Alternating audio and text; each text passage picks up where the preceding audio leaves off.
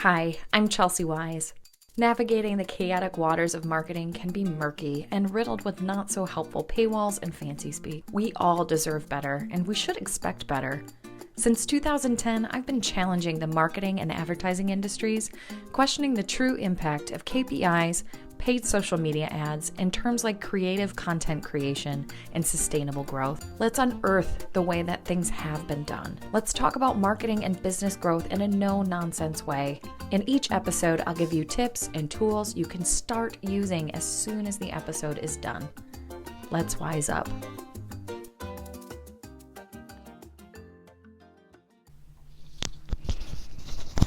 I love when you DIY things like we entrepreneurs do, and you gotta get your shit all figured out.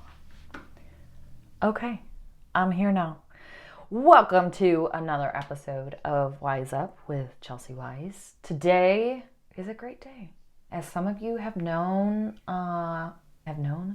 informed, the last few weeks have been a little tumultuous, I must say. I got COVID on my birthday. It was a really great birthday present. It totally knocked me on my ass. It erupted into a face and neck rash, which is super fun. 11 out of 10 stars.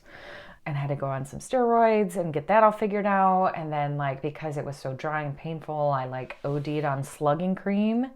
For those of you who don't know, I'm a huge skincare nerd, have been that way for the last few years. Just really take to skincare and wellness and beauty and all things. Anyway, I use slugging cream, which is essentially petroleum jelly, and it is to be used with caution. And I knew that going into it. You put it on as the last step in your skincare to help kind of bake everything in to your face to help keep the moisture in there. I might have overdone it. But anyway, today's a great day because I'm feeling a lot better. My face looks better. If you're watching this on YouTube, you can see it. Things are looking good. I got makeup on and stuff. It's a good day. Today, I want to talk about why we as small business owners, it is critical that we take care of ourselves.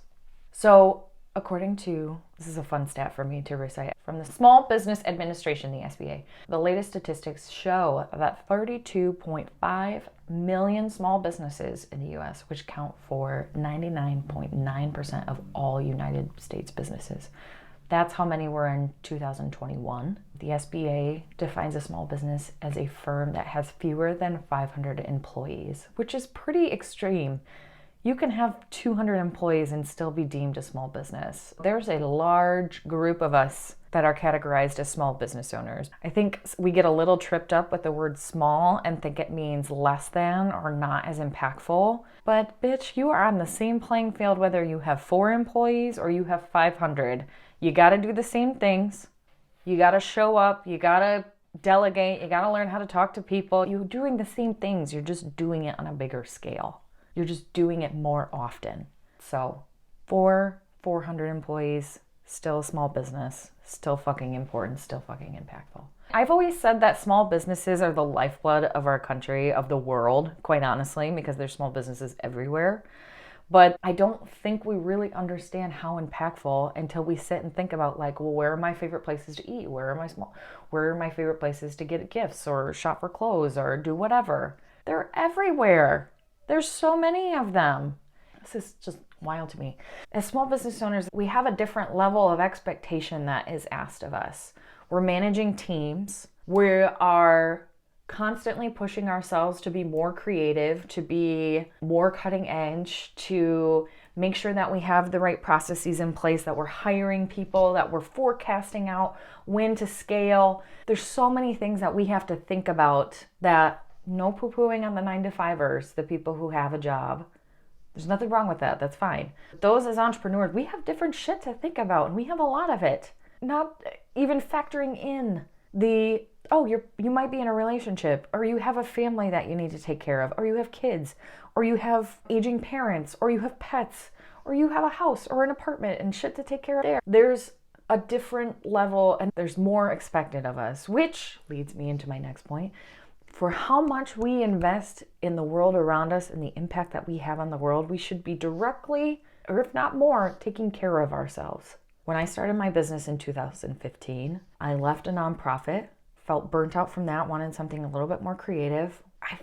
I just felt it in my bones. And I'll talk about intuition and gut in another episode, but I just felt it in my bones that I was built for something different. I saw things differently. I have a heart on fire for like the human condition and social psychology and all this stuff. And I just felt like all of that was melted into one. Anyway, started my business. I worked with everybody and anybody, and I was working till 10 p.m. and I was working on the weekends, and this carried on for like 5 years. I was turning down some family stuff. I left parties early if I knew I had to work the next day. I was going to networking events. I was tired, but it felt productive because I was doing all of this stuff all the time, and I was going to things, and I wasn't measuring the quality of things, and I wasn't taking care of myself. So in 2020, I hired a business coach, and she fucking rocked my world. Ellie, I love you so much. And she asked me some really hard questions, flipped my business upside down in the best way. The business can succeed if you have a team in place, yes. But the business started because of your heart as a small business owner, and because of your desire and your passion, and your why is what launched it and got it started. And if you're not nurturing that with metaphorical sunshine and water and good soil and these things that take care of you, how do you expect it to continue to flourish? Your team is doing things and taking leadership from you. If you're not taking care of yourself, where is it going to go? You're going to keep doing the same stuff that you're doing, and maybe ultimately it dries up, and then the business gets smaller, and then you're like, I don't know how this happened, because you weren't fucking taking care of yourself. You didn't stop to say, how am I giving myself what I need to stay agile, creative, rested, inspirational to my team, clear-headed, sound-minded, so that when they come to me with issues, if there's interpersonal stuff going on between a client or my team, I know how to handle it because I'm taking care of my emotions and regulating myself. All of this stuff is so important. And honestly, I didn't learn it until about 3 years ago when I had this amazing coach come alongside me and see what I was doing and see what the heart of me wanted and help dig in and pull that out, and helped me see that and help pull her back out.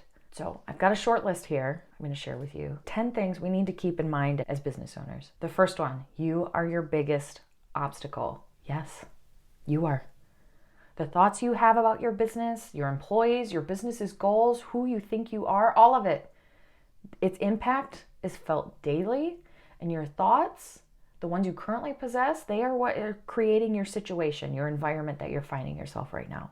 So if you're not happy,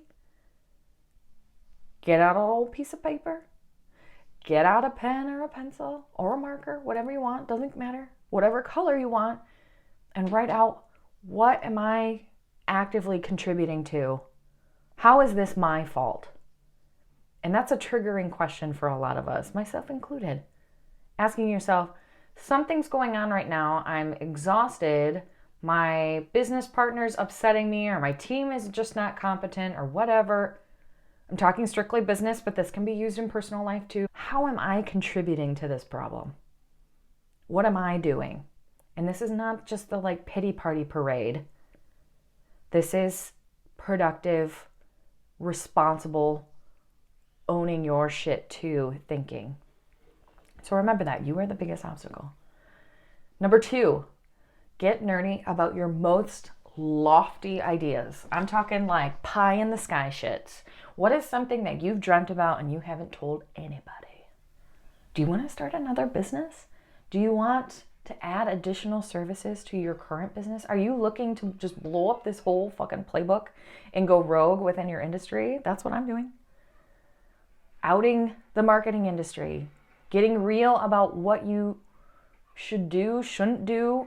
I'm not even using the S word when it comes to things you should be doing for your marketing, because it really depends on your business, what you want to do, and who you're talking to.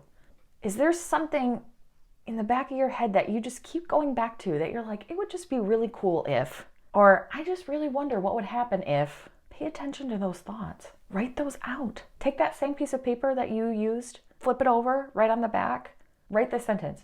It would be really cool if, and then finish it. I wonder what would happen if, and then finish it. Write that shit out and get curious. I promise you, your ideas are way more possible than you think they are. Okay, number 3, take breaks. Seriously. You are a human being. You are not a computer. You are not Taskmaster 5000. You cannot move forward unless you pause for a moment. You are a limited resource. You are not just something that you just shove food into to keep going, or shove pop or coffee or alcohol or whatever to just keep going. That's not sustainable. I know this from personal experience, and I know some other people who have done the same thing, and they're like, I just can't figure out why I'm still tired. I don't know why I can't think clearly. I'm not remembering shit very well. You can't run on nothing. Rest, water, sunshine, time away from electronics, all of that stuff. Take a vacation. You have them for a reason. People in Europe will fucking close their laptop, will close their computer for 3 months and say, I'm on vacation, on holiday, sorry. If you have anything and you need me, figure it out. That's what they do. If that's triggering to you and you're not quite there yet and can't do something like that, that's fine. Start with a long weekend. Take a Friday off. Take a Monday off. In my business, Fridays and Mondays, I don't book meetings. Those are wind down day, catch up day, getting ready for the week, onboarding the week, creative exercise activity, recording these podcasts, business development, watching self-improvement YouTube videos, listening to podcasts myself and getting energized, writing blog content, newsletter, being a support to my team, whatever. Running errands that maybe I missed from the weekend. Those days are whatever I need them to be. Tuesday, Wednesday, Thursday, it's fucking go time. And I found that that balance works for me. Take the breaks, figure out what works for you. Number 4, you already know the answers. You do. One of my beloved mentors, Barbara Rappaport of Real Time Perspective, she is just a wonderful human being, and she preaches this regularly.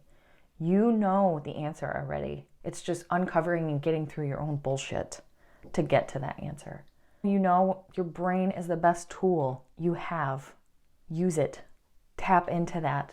Get back to center. Take the break, and then it's amazing what answers will come your way. Number 5, do it anyway.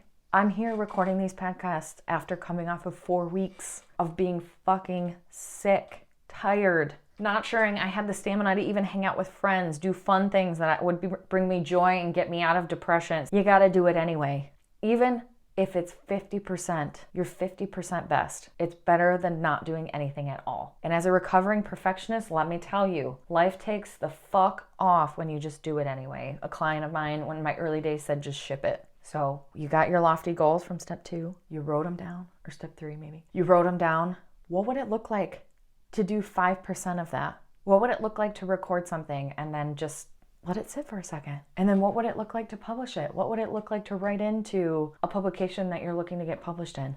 Who knows? Do it anyway. See what happens. It's always a no if you don't do it. You're not gonna die. Your nervous system, your caveman brain, cavewoman brain, cave person brain, whatever, that part of your brain doesn't know that. It doesn't know we're in modern times and that we don't have to hunt for food and that we can take a car wherever we want to go or take a bus or whatever, that we can call people or check the internet on our phone. We have pocket computers now. It doesn't know that. So as you're going through these things and pushing yourself as an entrepreneur, as a business owner, be sensitive that some things might scare the shit out of you. Be okay. Then just ask yourself, what would 10% of this look like? What could tomorrow look like for me if I just notched it up just a little bit, and just keep doing that every single day? Don't look at like, I want to be here in 5 years or I want to be here at the end of the year if that is too triggering for you. It's important that we regulate our nervous systems while we do this too. So please do that work. That is the first 5. The remaining 5 I'm going to do in the next episode. If you have any questions at all, send me a message, comment below. You know where to find me. I'll have all my hot links in the show notes in the description. I will see you next time. Thank you for listening. If you have a couple of moments, please leave a review on this podcast. This helps us create more impactful content for you and continue to meet you where you are. And if you have another 30 seconds to spare, I'd love to see you on Instagram, Facebook, and LinkedIn. We post weekly content there for you to take advantage of and start implementing into your business's routine and grow your business even further. If you'd like to watch the video version of this podcast, you can visit our YouTube channel. All of the links to these social channels are listed below in the show notes. And remember, work smarter, not harder.